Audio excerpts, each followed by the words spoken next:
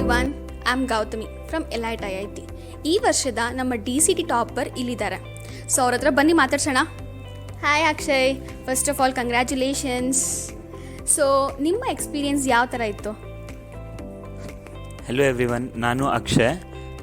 ನಾನು ಗುಲ್ಬರ್ಗ ಡಿಸ್ಟ್ರಿಕ್ಟಿಂದ ನಾನು 10th complete ಮಾಡಿದ್ದು ಮಹಾತ್ಮ ಗಾಂಧಿ ಸ್ಕೂಲ್ ಗುಲ್ಬರ್ಗದಿಂದ. ಮತ್ತು ನಾನು diploma in computer science complete ಮಾಡಿದ್ದು ಬೆಂಗಳೂರಲ್ಲಿ NMIT ಪಾಲಿಟೆಕ್ನಿಕ್ಕು. ಮತ್ತು ಇಂಜಿನಿಯರಿಂಗ್ ಜಾಯಿನ್ ಮಾಡೋಕ್ಕೆ DCT ತುಂಬ ಇಂಪಾರ್ಟೆಂಟ್ ಆಗಿತ್ತು. ಅದಕ್ಕೆ ನಾನು DCT ಪ್ರಿಪ್ರೇಷನ್ ಸಲುವಾಗಿ ಎಲೈಟ್ IIT ಜಾಯಿನ್ ಮಾಡಿದ್ದು. ಅಕ್ಷಯ್, ಇವಾಗ ನಮಗೆ ಸ್ವಲ್ಪ DCT ಪ್ರಿಪ್ರೇಷನ್ಸ್ ಬಗ್ಗೆ ಹೇಳ್ತೀರಾ?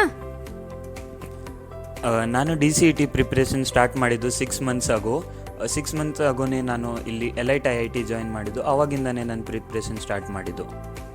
ಸೊ ಅಕ್ಷಯ್, ನೀವು ನಿಮ್ಮ ಜರ್ನಿ ಎಲೈಟಿಂದ ಸ್ಟಾರ್ಟ್ ಆಯಿತು ಅಂತ ಹೇಳಿದ್ರಲ್ಲ, ಸೊ ನಮ್ಗೊಂದು ಸ್ವಲ್ಪ ಎಕ್ಸ್ಪ್ಲೇನ್ ಮಾಡ್ತೀರಾ ಯಾವ ಥರ ಶುರುವಾಯಿತು ಅಂತ?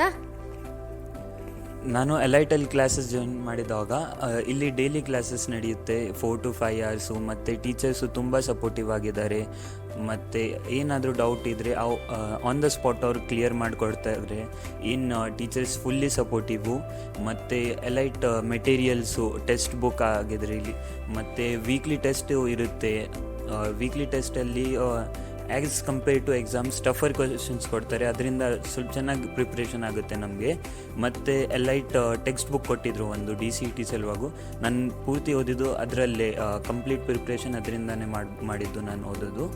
ಮತ್ತು ಟೀಚರ್ಸ್ ಭಾಳ ಸಪೋರ್ಟಿವ್ ಆಗಿದ್ದಾರೆ. ಏನಾದರೂ ನಮ್ಗೆ ಹೆಲ್ಪ್ ಬೇಕಾದರೆ ಅವಾಗ ಹೆಲ್ಪ್ ಮಾಡ್ತಾರೆ. ಅದರಿಂದನೇ ಅದು ಭಾಳ ಹೆಲ್ಪ್ಫುಲ್ ಆಗಿತ್ತು.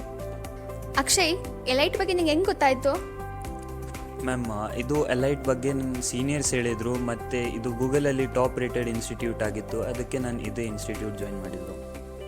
ಸೊ ಈ ಅಚೀವ್ಮೆಂಟ್ಗೆ ನಿಮ್ಮ ಫ್ಯಾಮಿಲಿ ಯಾವ ಥರ ಸಪೋರ್ಟ್ ಮಾಡ್ತು ಅಕ್ಷಯ್? ಫ್ಯಾಮಿಲಿ ಸಪೋರ್ಟ್ ಅಂದರೆ ನಮ್ಮ ಅಮ್ಮ ತುಂಬ ಸಪೋರ್ಟ್ ಮಾಡಿದರು. ನನಗೆ ಡೈಲಿ ಮೋಟಿವೇಶನ್ ಮಾಡೋದು ಮತ್ತು ಗೈಡೆನ್ಸ್ ಮಾಡೋದು.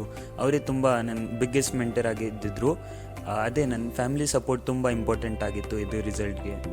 ಅಕ್ಷಯ್, ನಿನ್ನ ಫ್ಯೂಚರ್ ಪ್ಲ್ಯಾನ್ ಏನಪ್ಪ? ನಾನು ಪ್ಲ್ಯಾನ್ ಮಾಡ್ತಿರೋದು ಬೆಂಗಳೂರಲ್ಲಿ ಟಾಪ್ ಕಾಲೇಜಸಲ್ಲಿ ಇಂಜಿನಿಯರಿಂಗ್ CS ಮಾಡೋದಕ್ಕೆ. ನನ್ನ ಟಾರ್ಗೆಟು RVCಯಲ್ಲಿ CS ಮಾಡಬೇಕಂತ. ನೋಡೋಣ ಏನಾಗುತ್ತೆ.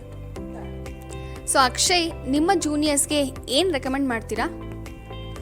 ನಾನು ಹೇಳೋದು ಒಂದೇ ಮೆಸೇಜು, ಕನ್ಸಿಸ್ಟೆಂಟ್ ಇರಿ ಮತ್ತು ಡಿಮೋಟಿವೇಟ್ ಆಗಬೇಡಿ.